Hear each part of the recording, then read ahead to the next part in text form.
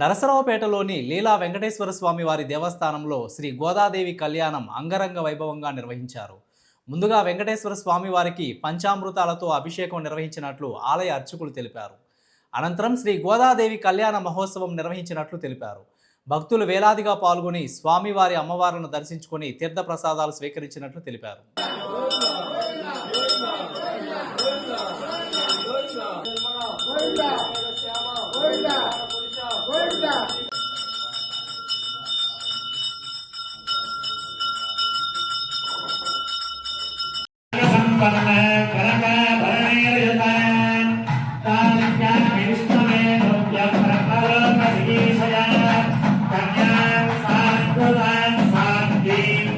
నరసరాపురి పట్టణంలోని మరపేటలో వేయించేసి ఉన్నటువంటి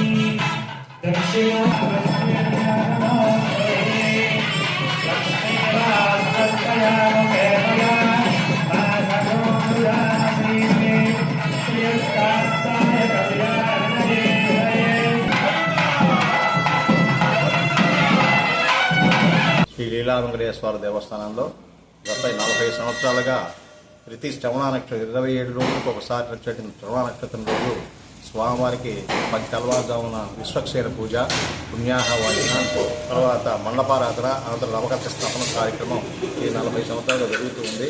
ఈరోజు ప్రత్యేకంగా మాఘమాసమును పురస్కరించుకొని ఈరోజు ఉదయం స్వామివారికి స్థాపన కార్యక్రమం, సాయంకాలం 6 గంటలకు గోదాదేవి కళ్యాణం మన మండపంలో అతి వైభవంగా జరపడుతుంది. కాబట్టి 50 మంది భక్తులు కూడా చేసి తీర్థప్రసాదం స్వీకరించవలసిందిగా ప్రార్థిస్తున్నాం.